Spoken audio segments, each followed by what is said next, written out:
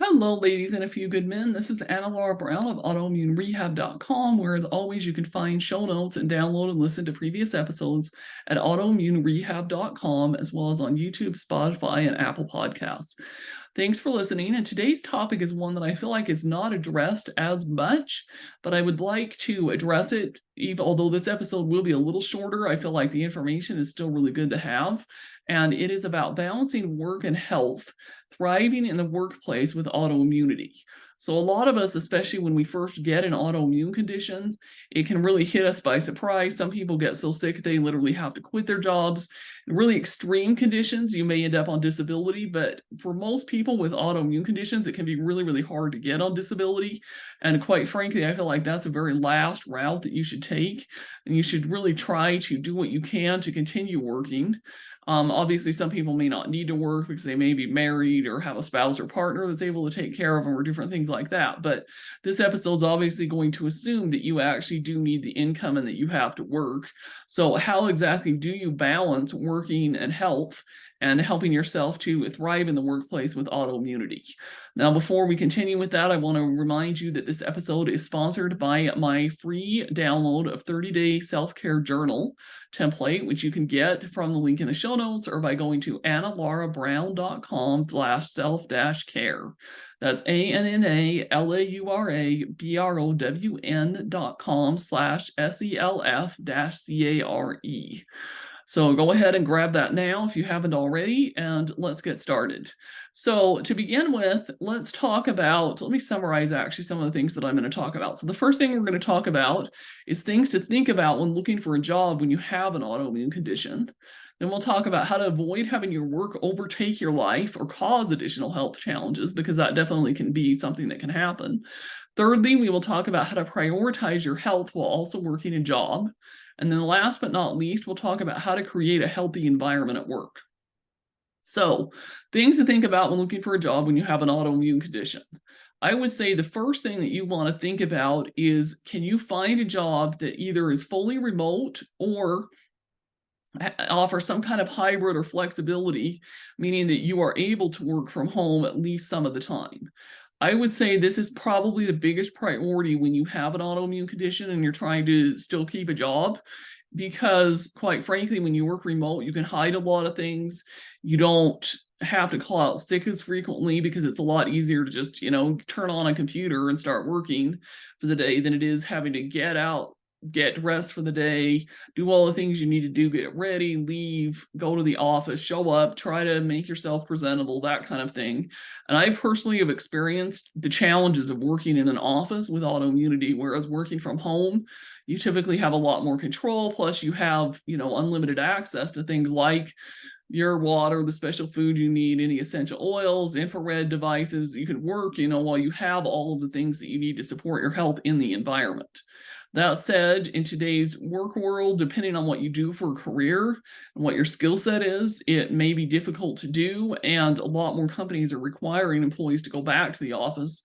So working full-time from home may not be possible, and working hybrid is going to be more possible in most cases, like especially if you do anything that's like customer service or tech support or IT sales, that kind of thing. There's a lot more jobs out there that allow work from home at least part-time. So that would be the first thing that I would think about. The second thing I would think about would be taking a look at what kinds of health insurance benefits, PTO, time off, that kind of thing does the company have, because they vary a lot, and you really want to find one that has enough that will suit your needs for when you do feel like you are just too sick or you have a big autoimmune flare-up and you just can't go to work, and that's just how it is. So those are the main things that I would think about. Obviously, having a decent salary that pays you enough is important, but that's just how it is. Those are the main things. Then secondly, how to avoid having your work overtake your life and cause health challenges.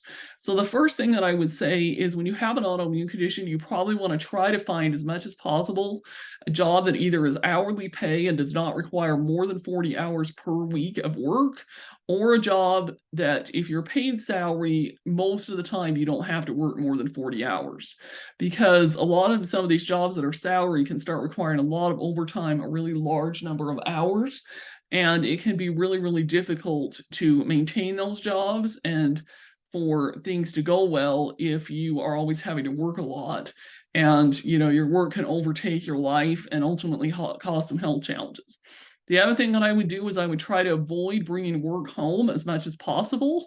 And this goes back to one of the challenges in working from home is that it can be really tempting and problematic because you can end up bringing home a lot of your work, or overworking because you always have your work computer and everything with you. So I would just be really, really careful about that, and then prioritize your self-care. Like I said, if you grab that free download that I mentioned at the beginning, that can help you to avoid having too many breakdowns and things like that with your health because you prioritize your work.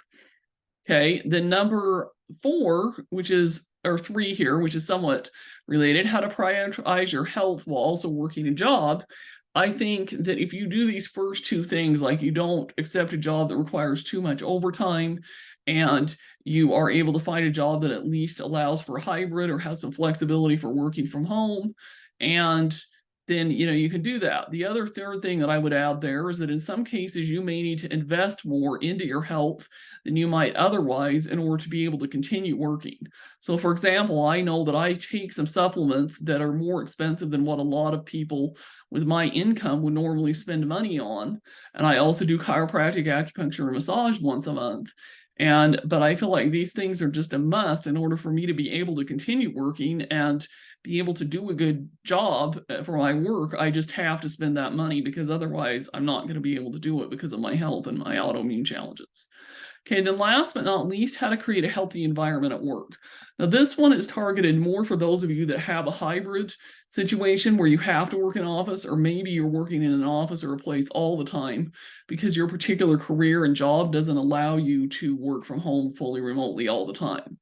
And I would say one thing would be to make sure that you bring some of your things that you need to maintain your health. So extra supplements, extra healthy food, maybe even bring a grounding mat to put on the floor that surrounds your computer, some EMF blockers, things like that. I can include some links in the show notes below to what I have. And, maybe even put some flowers at work, just whatever you are able to put at your desk or wherever your main work area is to help support you in creating a healthy environment is good. The other thing that I would do too is potentially, depending on how severe the health issues are currently for you and how long you've been at the company, I wouldn't throw this on an employer right at the beginning. But, after you've worked at the company for a little bit at least, and, depending on the severity, you may need to make sure that your manager and or boss knows about some of your health challenges so that they're aware. There may be times you may be out of it, or things may, not be quite like maybe you'd hope, different things like that because of some of your health challenges. Now, obviously, like I said, you want to be careful that you're not just complaining too much. You want to try to maybe hide some of it, but to some degree, that may be something, a conversation you may have to have. And then some of this also goes back to some of the other things I talked about, is not accepting a job that creates too much stress, that requires too much overtime, that literally overtakes your life. Because when you have an autoimmune condition, it's even more important that you don't do that. So hopefully you have found these tips helpful to help you balance your work and health. And as always, if you'd like to reach out for a free chat or have some questions, please feel free to do so. And take care, and I look forward to hearing from you and sharing with you soon on another episode of the Autoimmune Rehab Podcast.